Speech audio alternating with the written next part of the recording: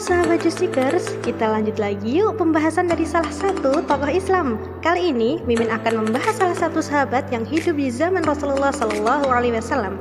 Kira-kira Mimin bakal ngebahas siapa ya?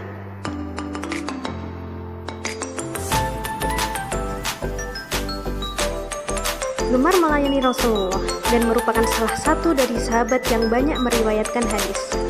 Yaps, siapa lagi kalau bukan Anas bin Malik. Sahabat Rasul ini masuk Islam pada usianya yang masih belia. Saat itu, ibunya yang bernama Al-Ghumayso mengajarkan kepadanya syahadatain, 2 kalimat syahadat. Al-Ghumayso mengisi hati Anas untuk mencintai sang Nabi sebagai pembawa ajaran Islam. Saat dibacakan salah satu ayat dari Al-Quran, Anas pun langsung tertarik untuk mendengarkan. Tidak mengherankan, terkadang telinga dapat membuat seseorang menjadi jatuh cinta sebelum pandangan mata menyaksikan. Betapa anak yang masih dalam usia belia ini berharap untuk pergi menjumpai nabinya yang berada di Makkah, dan senantiasa berharap agar Rasulullah SAW berkenan untuk mengunjungi tempat tinggalnya di Yatsrib, agar ia puas melihatnya dan bergembira karena telah berjumpa dengannya.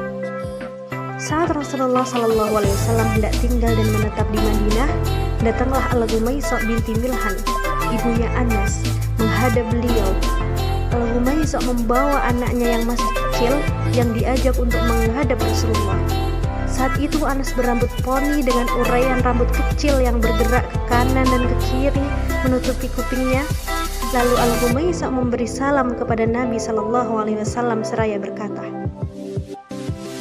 "Ya Rasulullah, tidak ada seorang pria dan wanita pun dari suku Ansar yang menghadapmu kecuali mereka memberikan hadiah kepadamu.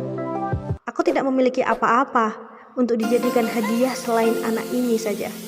Ambillah ia dan jadikanlah ia pembantu sesuka hatimu."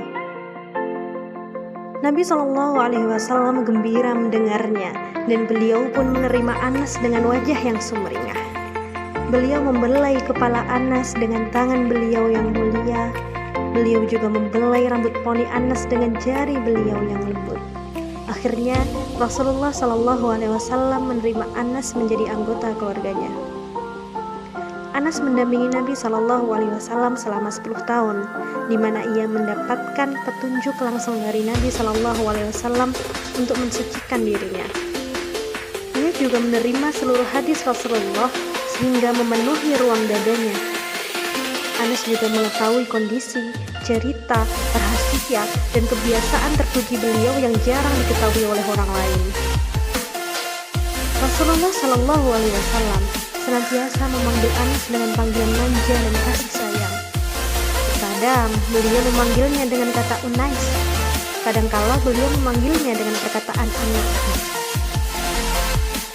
Seringkali Rasulullah memberikan nasihat dan wejangan yang memenuhi relung hati dan sanubari Anas.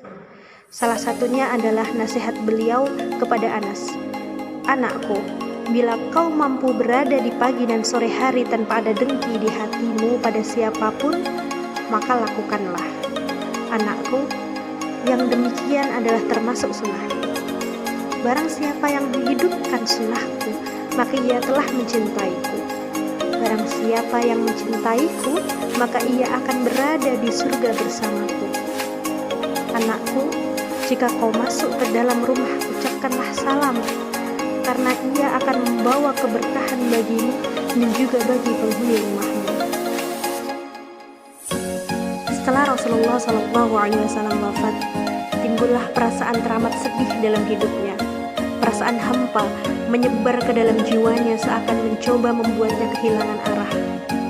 Namun dalam keadaan tersebut, Anas senantiasa mengingat pesan Rasul semasa hidupnya. Hingga hampir seluruh perkataan Rasul ia ingat. Sejarawan mencatat, Anas bin Malik hidup setelah meninggalnya Rasul selama 80 tahun lamanya. Sepanjang itu ia mengisi ruang hatinya dengan ilmu dari Rasulullah SAW. Dan ia mencoba mengasah otaknya dengan fikih yang diajarkan oleh Nabi. Dalam masa yang sepanjang itu, Anas telah banyak menghidupkan hati para sahabat dan tabi'in dengan petunjuk dan ajaran Nabi SAW. Ia juga sering memberitahukan kepada orang lain sabda dan kebiasaan Rasulullah Shallallahu Alaihi Wasallam. Dalam usia panjang yang dimilikinya ini, Anas menjadi referensi bagi kaum muslimin saat itu. Mereka akan mengadukan permasalahan kepadanya setiap kali mereka merasakan kesulitan. Setiap kali merasa bingung memutuskan suatu persoalan hukum, mereka datang kepada Anas dan percaya atas apa yang ia putuskan. Salah satunya adalah sebagian orang yang memperdebatkan masalah agama tentang kebenaran adanya telaga Nabi Shallallahu Alaihi Wasallam di hari kiamat.